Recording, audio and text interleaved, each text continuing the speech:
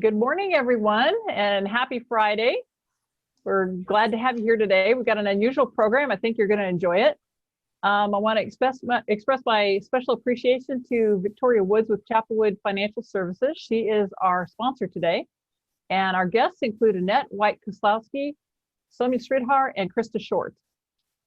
We're going to be in webinar format, so please do introduce yourself via chat today. And I want to give you a little background on Purse Power before we get started. So Purse Power is working to help women use their massive purchasing power to drive positive change. Women make 80% of all purchasing decisions. We believe that if women would choose to buy from the companies that actively promote women, and we would do it in mass, and we could create a funding stream for battered women's shelters in the process, that we could shatter glass ceilings and change lives. So that's what we're trying to do with Purse Power. The purpose of the calls, we started these when coronavirus first came down and hit us. And our intention is to connect you with each other, connect you with national leaders, and just help us all get through this time. If I have any special guests on the line, I sure appreciate you being here, our board members and advisors. And we're going to give you a chance to ask questions this time at the end of each section. This is a little different in that we're going to have some presenters. You can ask questions, and then we'll go to the next presenter. Again, please do introduce yourself and share your comments in the chat. So let me go ahead and start with Victoria Woods. Victoria, so glad to have you here. Thank you so much for sponsoring this program.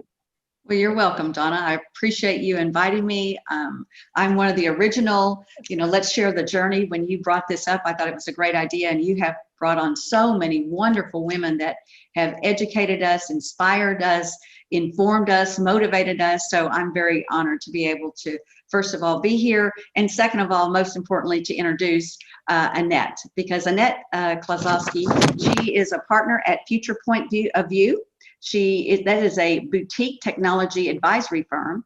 She is a sought after consultant and executive coach in all facets of organizational culture and leadership development.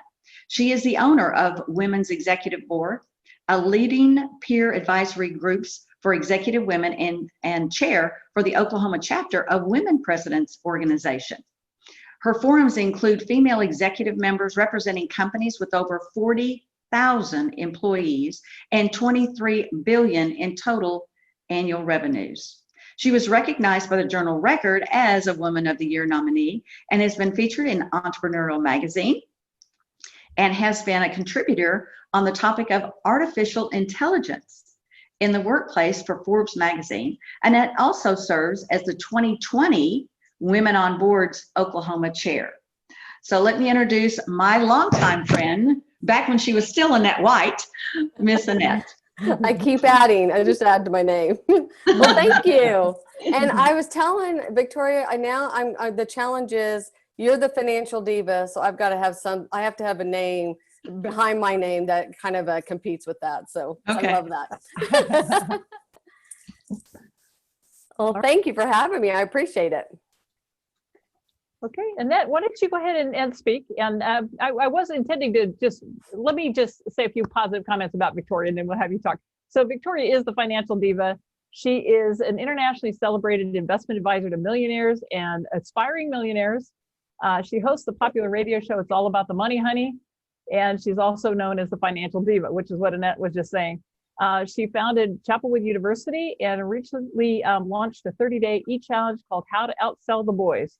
And she'll tell you a little bit more about that later. All right, now I'd like to hand it back to Annette and have you talk about 2020 Women on Boards.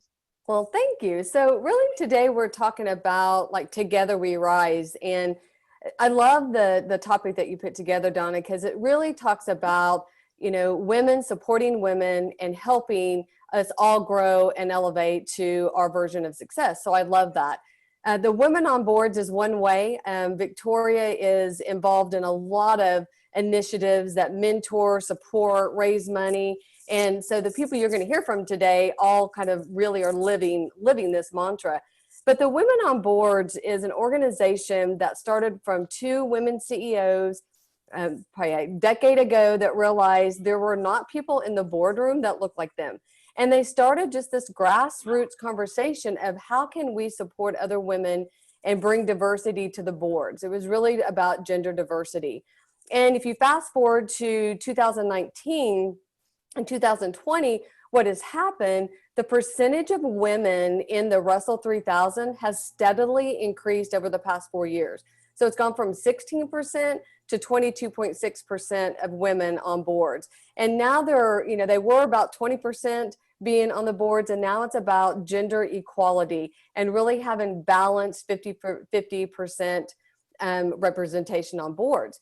And of course, we're in all segments of the ethnicity. There's a lot of diversity that they're looking at, and they're trying to support organizations in a few ways.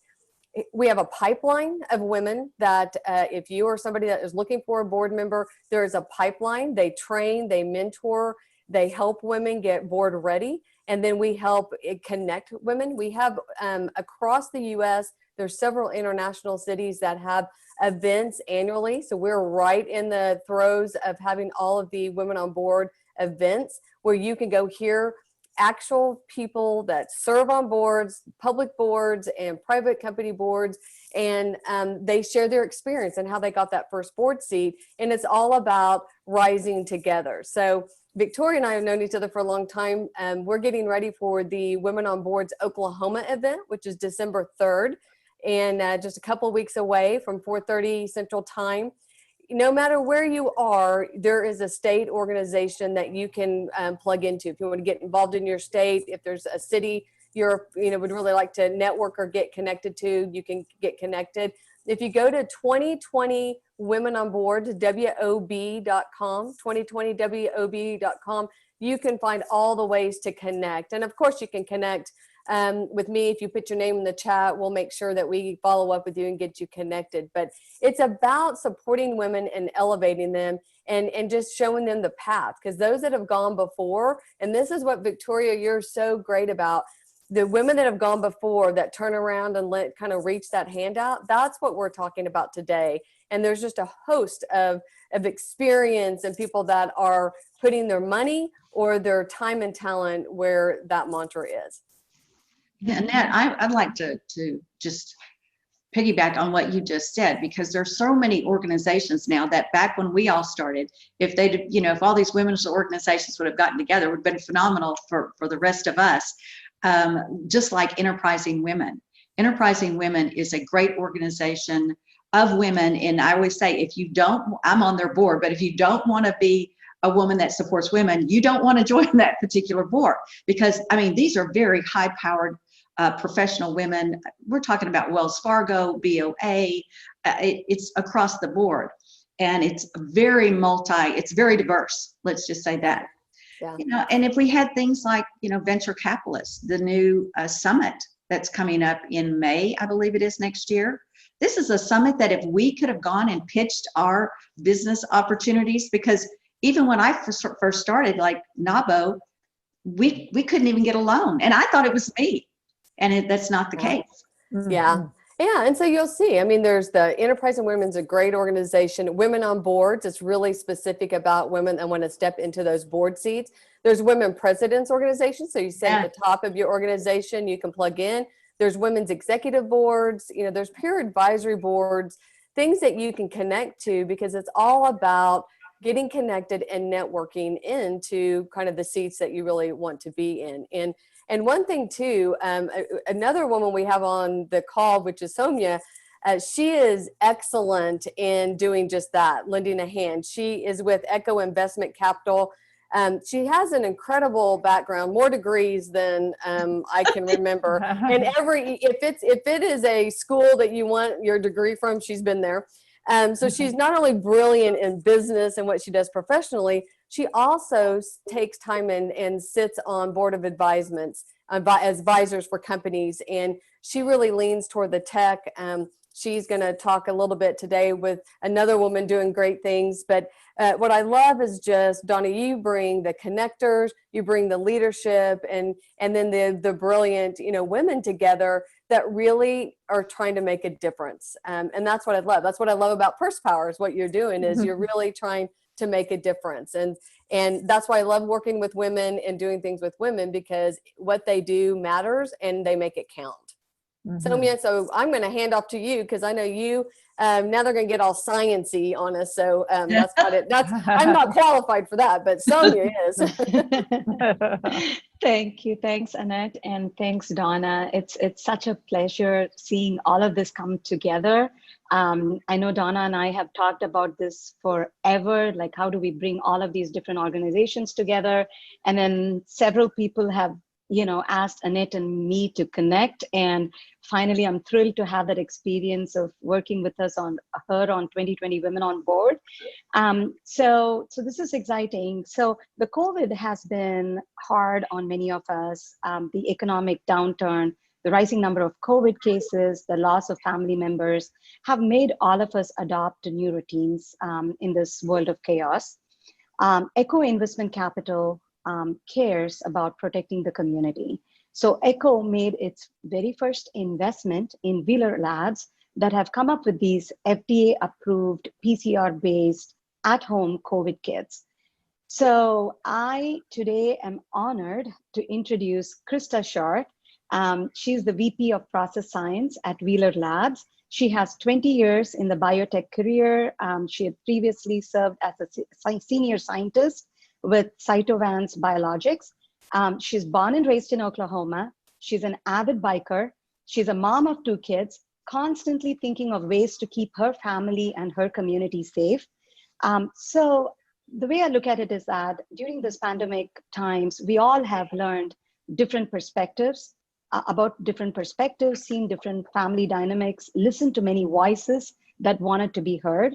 And today it would be very interesting to hear what a leader coming from a company with 40% of her executive team as women have to say about her company and what they've been working on the last several months. So Krista, we really need more powerful women like you in STEM. And so without further delay, I will turn it over to Krista Short, the VP of Process Science from Wheeler Labs. Thank you so much, Soumya. I appreciate it. I'm so excited to be here. Thank you, Donna. Thank you, Victoria, for making this happen. Really excited to, share with you what we've been doing here at Wheeler Labs. I've spent most of my career working on cancer and making other types of vaccines and things like that. When COVID struck, it was a really bad situation, especially in the very beginning, and we're starting to see that cycle turn around again. And, in fact, almost all of the states, 49, I think Hawaii is the only one that we're not, the positive cases aren't going up exponentially, along with increases in hospitalizations and deaths. And with the holidays coming up, it's getting very concerning. And, me as a woman and as a mother, and, we want to be maternal and we want to take our kids in and we want to protect everybody. So this was a really good way for me and my colleagues to be able to bring an easy way to test for COVID and just, put all our efforts into helping this cause. Okay, so why don't you talk a little bit about the testing and any other insights you can share about COVID and how to keep our families safe? Absolutely, yeah. So like we were saying, like Soumya said, I have 2 children. They're both, one of them's 6, one of them's 11. They both go in-person schooling. I know that, for me, it's been very difficult. I'm a working mom, right? So just being able to manage logistically all of these things that's happening with COVID, it brings another aspect to all of it. It's concerning that people are, dying and things like that, but it's also just logistically hard for families to, function normally. And we've all had to change so much with everything. And, it felt like things were getting better there for a while, but now things are starting to turn around. Every week I keep waiting for them to say, we're not having school anymore. You're going to have to change everything. You're going to have to find a place for your kids to go, not every family has that option. I'm lucky to be able to provide that for my kids, to be able to, you know, find a place that can help them with teachers and things like that when they're not actually there, but not everybody's able to do that. So it's very concerning in all different kinds of aspects. And with the holidays, you know, coming up, people wanting to go see their families, you know, it's just, my mom, for example, she's 75. And she basically told my mom, you know, me and my sister that she loved us, but she didn't want to die. So we are all, Yeah. you know, we're all staying home. We're not going to visit. You know, she lives 45 minutes away from me. My sister lives in Austin, so that's a little bit different. But, you know, for us, we just feel it's safer if we just, you know, it's 1 year. We stay home, you know, we don't get together. It's really hard. You know, I'm going to miss my mom's turkey. I'm going to miss my mom's food, you know, Yeah. and the idea of me having to, you know, make that kind of thing for my family is a little overwhelming, but you know, it's just 1 year that we hopefully that we can get through and go. So, you know, my ultimate advice is just to kind of stay home for the holidays, you know, you know, if you have anyone in your family that's highly susceptible to the virus, then, you know, probably just stay home, take a time out, you know, call them, video chat with them, you know, maybe you can set something up. Maybe you can have dinner on Zoom, you know, Right. Set a table right? with a So computer. something like that. Think outside the box. What can you do to, you know, make everybody feel good and make it as normal as you possibly can. But I think, you know, ultimately that is your best option. Now, if you are going, you know, to see your family, it's important to get tested, I think, you know, I mean, and get tested, I mean, get tested using a PCR test and not an antigen test. And I can kind of go into those details as well if you'd like. But it's important to do that right before you go. You know you're negative or you know you're positive and you need to stay home. I think that is your only other option if you are actually going to go see family during the holidays. And I think this is a way that we can, as a, you know, whole, as a country, you know, come together and try to just decrease these numbers, because it's really scary. They're going up already and we haven't even hit the holidays yet. Yeah. So, Krista, do you want to talk a little bit about the antigen and the PCR, because not everybody knows the difference. And right. I think that sets your COVID kits a little different in terms of safety for the community, right? Absolutely. So there's two kind of tests I think most people have heard of. There's the antigen quick rapid test, right? And then there's this PCR or nucleic acid amplification test. Those are the same thing. The antigen test detects the virus based on the antigen on the surface of the virus. These tests were really used in the beginning by doctors just in March, whenever we first started, February, March, when we first started to learn, you know, try to get a handle on this. It was for them to use that test for symptomatic people to determine whether or not they had the flu or COVID. So they knew exactly how to treat them. So now we've kind of come in there, they're, you know, using these rapid tests and people are using them, they're fast, you know, 15 minutes. But the problem is because they're detecting using an antigen on the surface of the virus, it takes a lot more of the virus for the assay to detect it accurately. So it's good whenever you're symptomatic in the middle of the virus course, but it's not really good at detecting it when your viral load is low. So at the beginning of the virus course or at the end. And you remember during all these times, you're still contagious. So it has a tendency to give a much higher rate of false negatives, which is pretty scary because, you know, you go get this test and you're like, oh, I'm negative. Oh, the precautions, I don't have to be, you know, as cautious and things like that. And it may not be accurate. You know, you may actually still be contagious and spreading the virus around. Now, the PCR test, the one that we do, actually detects the genetic material inside the virus. So it doesn't take nearly as much of the virus. In fact, it does, you know, if there's any virus at all, this test is going to detect it. It's 98% accurate on that side of it. So this way, you know, you're going to know if you're positive and you're going to know if you're negative. It's definitive 98% of the time. Mm-hmm. Mm-hmm. Very So good, very important.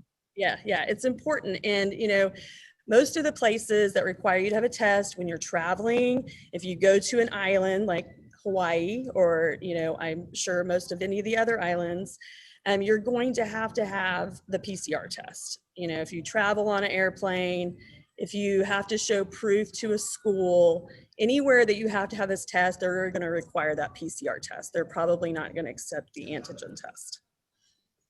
Okay, okay. And just for reference, guys, with PursePower, we are partnering with Wheeler Labs to make these tests available. So if you are interested in having the tests and you want to help women at the same time, you can come through us to do that. The thing that's unique about it is it's saliva based. You can do it at home, Yep. right? You mail it in. Yep. Talk about that and why that's beneficial. Yeah. You could do, you know, you don't have to have the nasal swab. Nobody likes anything stuck up their nose, right? So, Yeah. and in fact, there's several studies out there suggesting that the saliva is actually a better substrate to test from rather than the nasal swabs, that you get more accurate results using the saliva. And, you know, for some folks, it's easier to get a saliva sample than it is to get the nose sample. We have been successful with getting that saliva sample from anybody around the age of 3 up. When they get a little bit younger, it might get a little bit more difficult. But I think overall, I think people would rather spit in a tube than have the thing shoved up their nose. Absolutely. Yeah. I've done it twice. Absolutely. And in our tests, you can do it anywhere. So you don't have to go to a doctor to get, you know, you don't have to be exposed to a bunch of other places that you could possibly pick up the virus. You can do it anywhere. So that's very convenient and safer as well. Well, and we were talking earlier, I've got a husband working outside the home and one of my kids too, and I've got college kids coming home, and I'm absolutely going to have them all test before we're together. It's the only way you really know you're safe, at least in that bubble, right? So if you can get those results, have them test right before, and you know they haven't been anywhere else, you feel a whole lot safer that, you know, you're not spreading it to someone that may not be able to get over it. Okay. So we're getting questions. Let's see here. How long does it take to receive the results? So we guarantee 72 hours, but I think our average right now is around 36 hours turnaround time. If you get your sample to us before about 11 o'clock in the morning, we usually can have it by the end of the day. That's really helpful. That's really helpful. All right, guys. I was on everybody about how much time we had today. So everybody's been We were good. Let's have some dialogue, guys. Let's come up with some questions and have our panel answering them here. Let's see here. So is Wheeler Labs one of the only women-owned COVID testing kits? So Wheeler has 40% women on its board. Given the time frame, guys, right now, in the time of COVID, this is something really necessary. This is a way that we can help ourselves as women by buying the tests and having them help PursePower. So they just have women in senior leadership. It's not a woman-owned company, as I understand it. Jesse McCool owns it.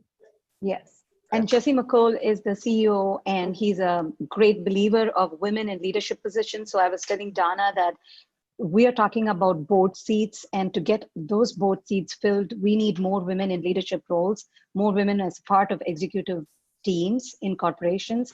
And Jesse has been a huge supporter of that. 40% of his executive team is women today. So that's pretty impressive, I would say. Well, and let me give some perspective to that. You know, out of the, it's not quite 3,000 companies nationwide, and these are the Russell 3000, so that's just under 3,000.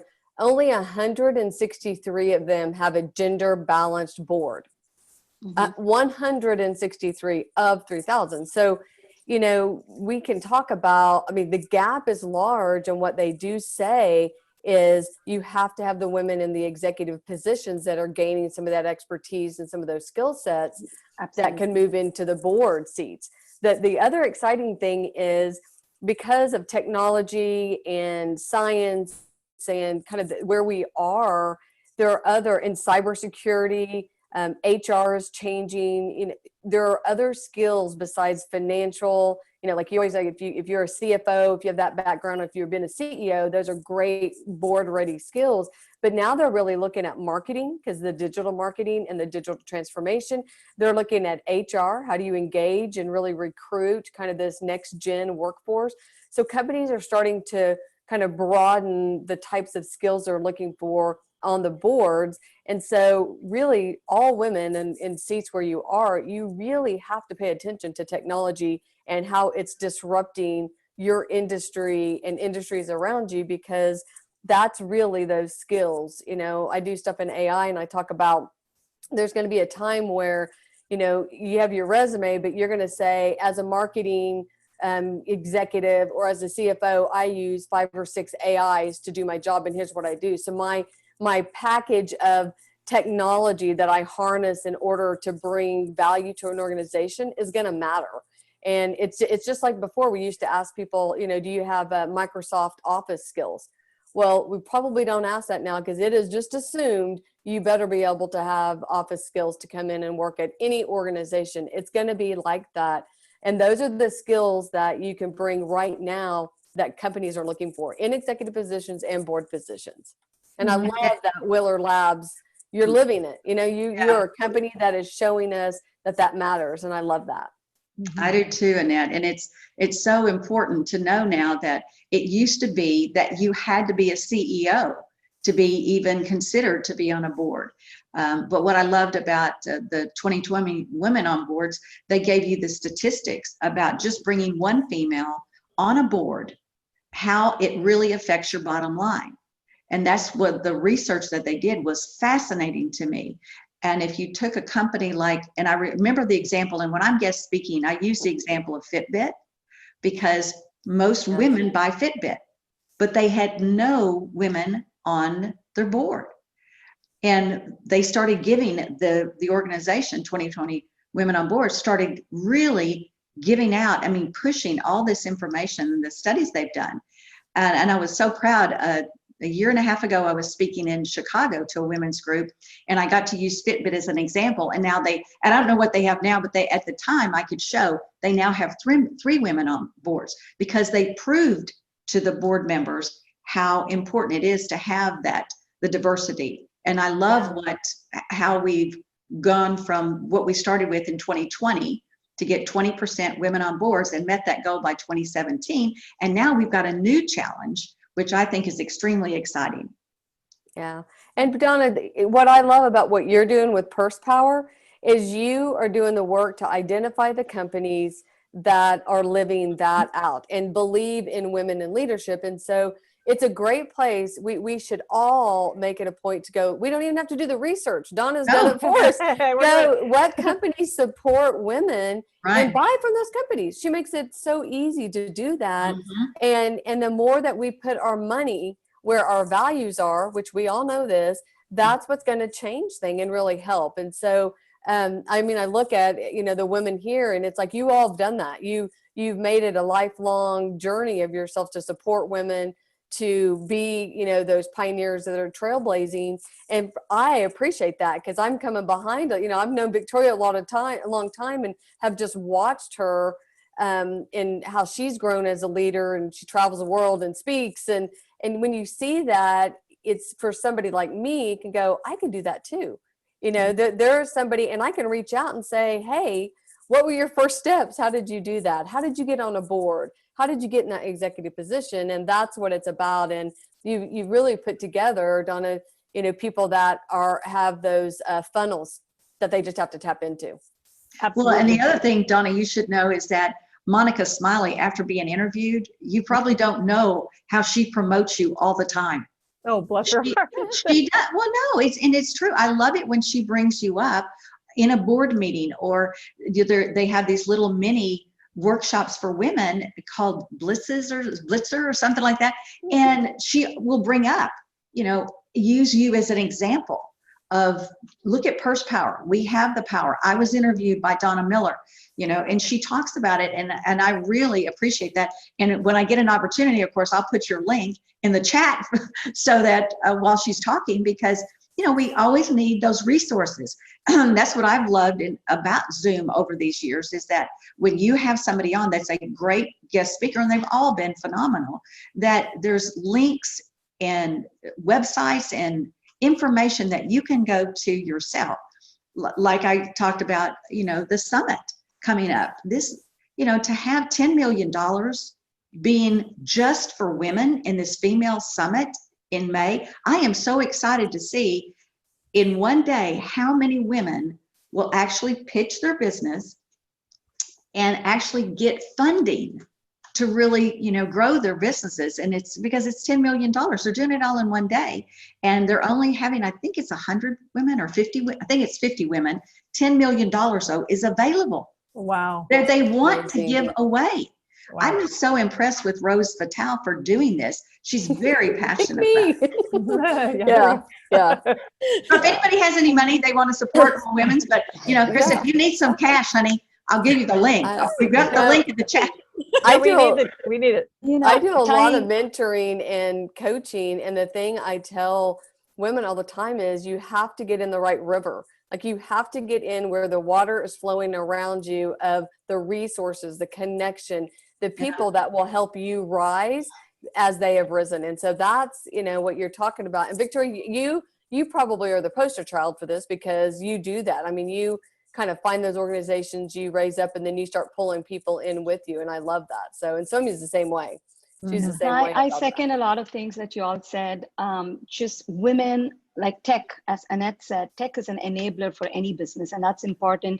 It's all about digital transformation. So it's like the Oklahoma Women in Technology. They're doing a great job in bringing more women into STEM tech-related jobs, right? So there's a lot of work for all of us to do together as women and support each other. There's one set of people trying to bring women from non-STEM to STEM. It's about, how do you get women to move up into leadership positions? How do you increase board seats in, corporations? And then you need at least a minimum of 3. That's what the research says, to be really effective. Even if you are a part of an executive leadership team or a board, it cannot be just one woman. So there's a lot of work, and it's just amazing that at least here in Oklahoma, all of these women from different walks of life are coming together for doing something much bigger than all of us. So this is really exciting. And Donna, you're the one who's putting all of this together. You're just amazing. I have to say this. So I thank feel you. the same way about you guys. Thank you. I want to give people a chance to ask you questions, guys. Either put them in the chat, or if you put them in the Q&A box, we'd sure appreciate it. You've got some women that are absolutely amazing from a lot of different walks of life. We're all here because we care about you. We care about making a difference for you. What would you like to know? So I know we had a question earlier, Annette, about the executive peer advisory boards that you run. And why don't you talk a little bit about that? And everybody start asking questions, please. Go ahead. Okay. Yeah, they are small groups. And like I said, there's the Women Presidents Organization. So I chair the Oklahoma chapter. There are chapters in almost every city, and they're global too. So wherever you are, we can find a place for you. They also have, if you do 10 million or more, there's a specific group you could join, that because it's a peer, it'd be people with businesses that have the similar problems. And then they do 50 million and above as a Zenith group. So that's one thing. I have women executive boards. I have an entrepreneur group. We have a CEO group, and some of them are co-ed, some of them are just women. So it really is what fits for you and where you are. Of course, the entrepreneur is all about getting a startup off the ground or scaling that business. And they all run fairly similar. We meet monthly, the same date, same time. You have a board of advisors that sit around, and you really are able to get insight, experience, advice from that group. And then my job is I develop you as a leader. So I am constantly, I say I read the book so you don't have to. We're constantly bringing kind of content around leadership and strategy. So I speak to you as a leader. I help with the team development or organizational strategy change initiatives. So we did a lot through the pandemic. Some of the groups met weekly when this first happened, which was so key. We were all trying to figure it out. We were sharing resources. Do you guys have a COVID plan? Okay, let me borrow that. Hey, what are you doing here? You guys pivoted in your manufacturing plant. How did you do that? This month, what we're talking about is how do you forecast and do strategy, any kind of planning with it being unknown. And so people were sharing what they were doing inside their organizations, and we kind of made kind of a hit list, and people are sharing those tools and the 13-week rolling cash flow spreadsheets, and just so that you don't have to go reinvent that, but you're also seeing what other companies are doing and what other leaders are doing. So it's invaluable. I've been doing it since 1999. So I've been doing these groups for a long time. And it is for sure what I'm passionate about, because I just see the growth in people that spend time working on themselves and working on their business, not necessarily in their business. And I always say it's not like a chamber, which those are very valuable. You don't unplug and then go do, an event and then go back. You stay plugged in, and then we don't have to buy anybody's, Girl Scout cookies their kids are selling. It's not that kind of group. It's really about business, and it's about what do you need and how can we move you forward in your business and in your leadership. So Okay. I think we'll have it in the chat that where you can reach out if you want to look. And like I said, I'm happy if you're in a different part of the world or a different state. There are the women presidents organizations are there. The women on boards are in every city, and we can connect you for sure. Perfect. Okay, so we've got a couple of questions, and because I sent the link out under my name, it's coming up as my name asking the question. So you might want to include who you are when you're asking me. But this is for Victoria and also for you, Annette. So what are the fundamental skill sets needed for board members, and what steps should people take to start beginning to get on a board? And that would be to you and Victoria. Well, Annette, you could probably address this better because you're chairing this organization this year, but they do have resources, and there's a lot of training that goes involved. And I remember one of the years that I hosted a table, it was really phenomenal about talking about being really serious about what it is that you want and what you're passionate about a board, and be selective, put it out there what your skill set is. And again, they really stress that, it's no longer you have to be a CEO. So really talk about your skills and what you can bring to the table. But there's also an outreach. Is that not correct, Annette? Victoria, I wanted to just add in there that 2020 Women on Board, they have a certification, and it's just fantastic because like when I attended that, like Annette said, I have zillion things that I attend, but but when I did attend, there are some really accomplished women across the country, so accomplished that they could easily sit on any board and add value to that board. And often they do not know how to really create that pitch, that elevator pitch, to really talk whether you want to serve on the ESG board or a specific board of interest, and they really coach you to do that. It's a very simple couple of days certification process, but they really go through that, Annette, and that's a part of 2020 Women on Board, and they really help you define and create that pitch. Yeah, and I think just for people to understand, a public board will pay you to serve, and there are some people, they make $250,000 for sitting on a board.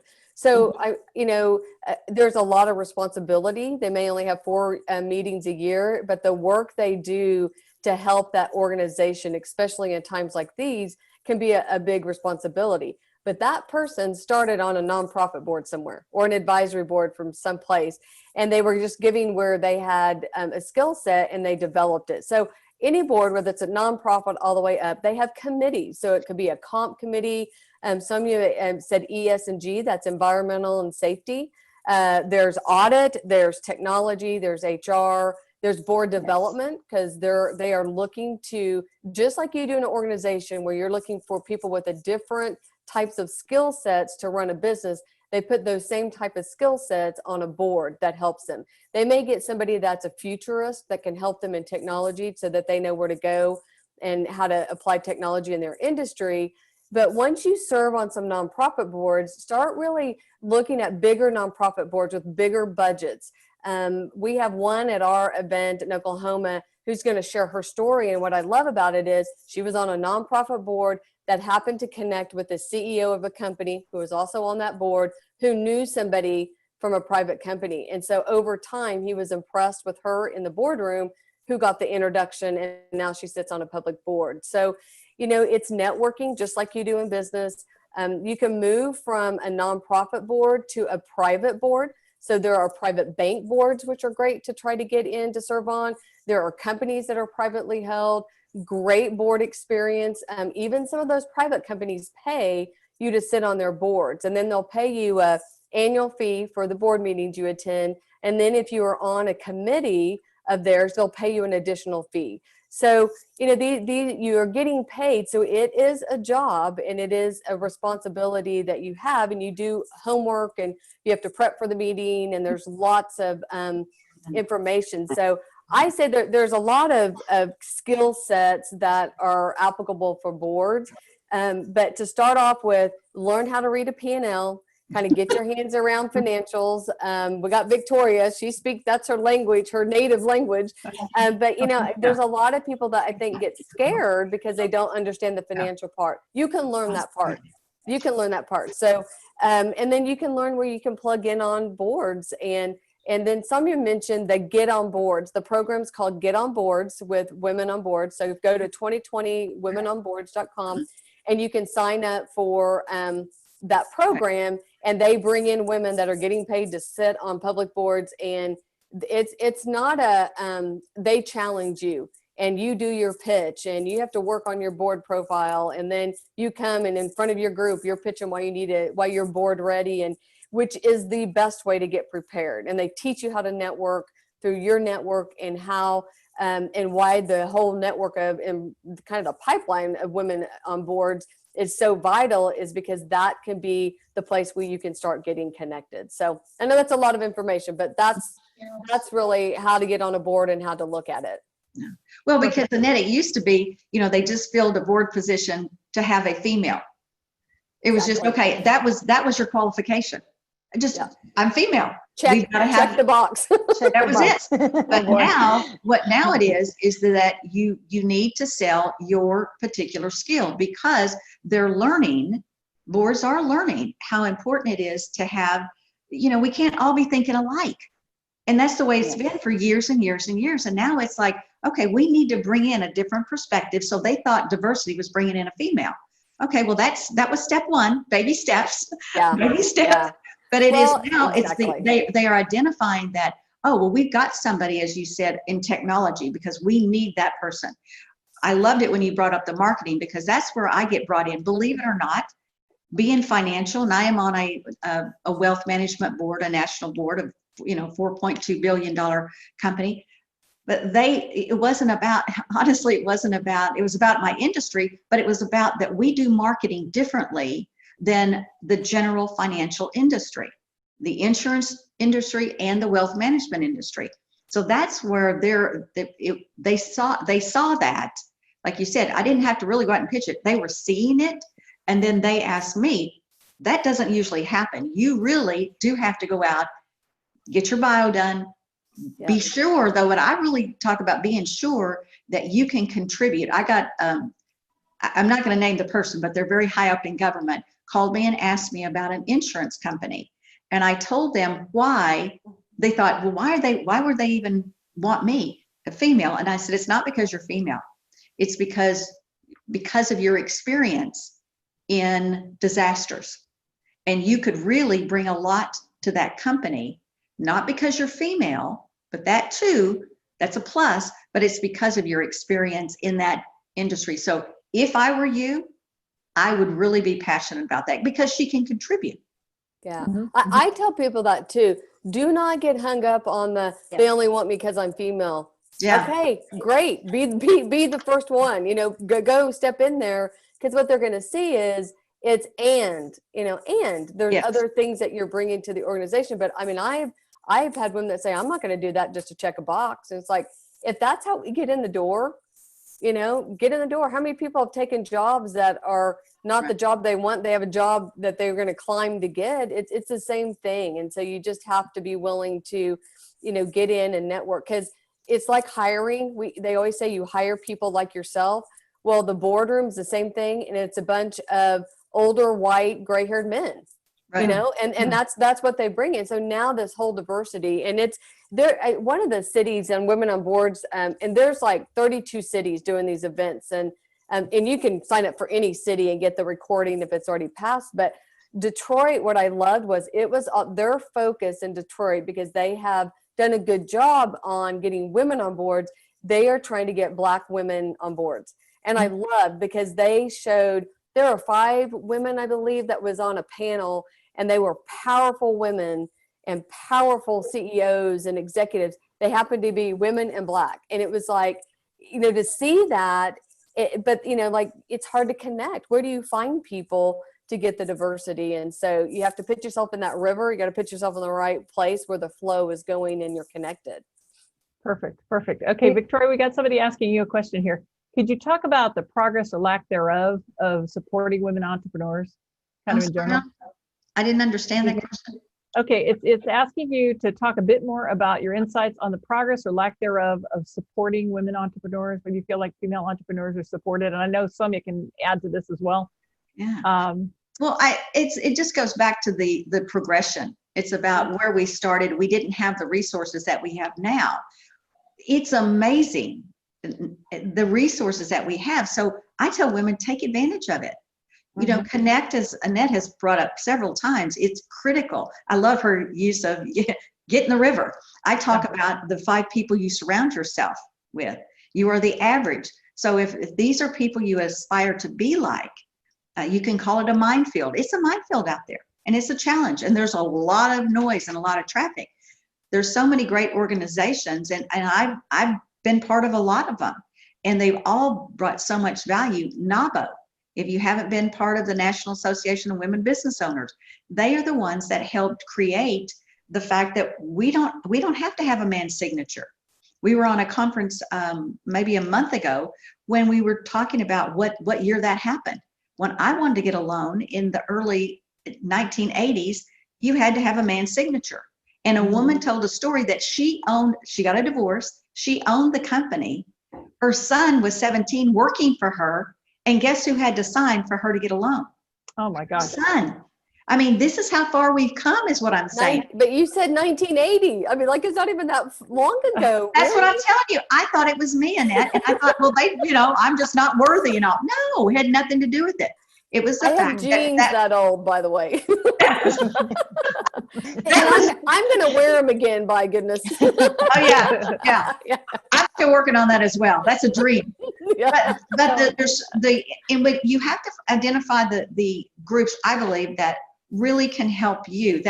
And to me, I mean, not just belonging to a group, but that there's women there that you could feel confident calling up and saying, you know, I'm having this struggle right now, and they are not going to judge you. They're going to be open. They're going to take your call. They're going to give you advice. And it's people like Annette, who she acts like she's, you know, just started in the industry, and I have watched her grow for the last 20 years. And I mean, it's amazing, you know, what you can do when you get with the right groups. You know, women on boards, that may not be where you are right now. That's not your forte, but join the, you know, Women President Organization, NAWBO, start association with enterprising women. If you're the person that is looking for capital to grow, that's where you are right now. Then it's, you know, go to the summit in May in San Diego. There's $10 million. They're waiting to give it away. So it's where you are in your journey. Ties right into, let's share the journey there, Donna. Yes, indeed. But the thing is that what I love about this particular program today, Donna, this webinar for you, is that, you know, we always have one subject. Today, there's so many. It's wherever you are in your journey. We have a resource. Just reach out to someone. I don't recall, Donna, what it was that Phyllis said on your in your interview. It was something about rock, and it was, you know, and women have to learn to ask. And that's why I'm going to offer this white paper later. Just say yes, ladies. Just say yes, like Annette just said. Just say yes. Get your foot in the door. If it's just because you're a woman, so be it. Then go out there and prove why it's so valuable. But just saying yes happens to be what women don't do well. And that's what we need to do better of, because we're the problem solvers, we're the nurturers, but we do have to be able to be confident and go out and ask. I had a real problem with that my whole career. I'm so over it. Oh, I have no problem picking up the phone. Donna, I need help. And I couldn't agree more to Victoria, many things that you said, because as women entrepreneur, and I started my company in 95, and I totally agree with you. I mean, back then there were barely any resource available, but right now we see more women, young 20-year-olds advocating for causes that they believe. My request would be, like you said, it doesn't matter where you are in your journey of being an entrepreneur or a women executive or a women on board, but start advocating for the causes that you believe in. Support women, do not judge. But if you can help, great, do it. And if you cannot, then at least connect them to people that can help, right? You've got to be able to support other women in whichever walk of life that you are in. There's always something that you can do for other women, right? So Well, I you think live that, Soumya. You live that. Yeah. You do. No, thank you. And I think that if we can get more women to sit on the board of VC companies, the way that a woman is going to be looking at a deal flow of a coming in of a woman entrepreneur is going to be totally different from a bunch of men sitting there and evaluating a deal flow coming in. And there is that inherent, I wouldn't say it inherent bias. It's just an unconscious bias. That's how I would put it, right? And a lot of women really need different help. And Donna, we have talked about it. Many women entrepreneurs, they may need help in a go-to-market strategy or funding or whatever it may be, right? Ask for help, because today there are more resources available, more number of women, really lending a helping hand. Yes. So ask. If you don't And ask, nobody's going to know. That's right. Nobody's If you going don't to judge ask, you. yes, if you don't ask, the answer is always no. Exactly. True. Fair enough. I always believe that you have the right to ask and the other person has the right to refuse. That's but right. ask. Mhm, mhm. I feel like I should say, Victoria, after you said that, it's like First Diva 416 or something like that. Like, I feel like you have this wisdom that we should just be gathering. And Soumya, I'm glad that you spoke up, because you do sit with family offices, you sit with VCs when they're making these decisions about which companies to invest in. Do you have any insights you want to share for women in that position? Well, women who are sitting on the board of VCs, is that what you're saying? Or Well, just as you see VCs evaluating companies, deciding who to fund or not, I think, Victoria's point about, do you know that women are going to hold 70% of the wealth for the next 2 generations? Guys, we've got all money, and there are more and more female funds being created. But I'm just saying, if you have any insights on how to be successful at getting funding, that's what I'm asking. How to be successful, like Victoria said, ask, because a lot of times you don't even know if somebody is seeking funding, right? And often I see that, like, when women are wanting funding, but they're so scared because they are just not comfortable. I've had many women entrepreneurs tell me, well, I'm scared that I would be taken advantage of, right? Because it's all men. There is that inherent built-in opinion that if there are VC companies out there, they're out to get you rather than to really empower you. And so I really think that just, you don't necessarily need to go to an executive coach or a life coach, but just go to other women who have been successful. They're always willing to help. Ask them, hey, I'm planning to go and approach these VCs or whatever, right? Can you take a look at my deck? The least they're going to ask you is to sign an NDA, no big deal, right? But sign an NDA, just learn how to position yourself in front of VCs. Most often, another thing I see is, like, most of the women drive their business from their heart, and VCs look at numbers and returns. And so there is always a way to package it. And Donna, we've talked about it many times, right? So go to successful women like Victoria, for example. I mean, she talks money all the time. So she might be able to just help you not lose what your core value and your vision is for your corporation, but also put that piece of what VCs look for and help you really develop that pitch. Yeah, And they I want think to that know would the make money. you- They want to Yes, know the money. They want a short pitch. Yes. I've worked with the state of Iowa on they call it a pitch summit. And I mean, I know the king of pitches. I even put a presentation together once, and I even sent it to him and said, would you just look at this for me? And they can take out what's unnecessary. They want you to get to the point immediately, and they want to know you know your numbers. Yes, if you're doing something environmentally or socially, that's all great, but they also want to know that it's going to have a bottom line profitable impact. And if you don't express that, Sonia, you're right. You're going to get, well, thank you very much. We appreciate you sharing us your company. You don't want to do that. You want to make sure that you emphasize the fact that you understand the numbers and how it's going to be profitable and when. Okay. And I'll be more than happy. Go ahead. Donna, I just wanted to tell for the folks that are out, attending this, if you have some pitches that you would want me to look at and connect you with some of the VCs, not from a funding perspective, but to help you develop those pitches, I would be more than happy to do that. Thank you so much. All right, you guys, we'll get her contact information out after this. I just want to give each of the speakers to give any final thoughts, okay? Krista, do you have anything else you'd like to share? Just stay safe. If you guys need a test, go to www.wheeler-labs.com. You can go and order the test online there, or find out contact information if you need a larger order, a number of tests. So I appreciate everything, Donna. This has been great.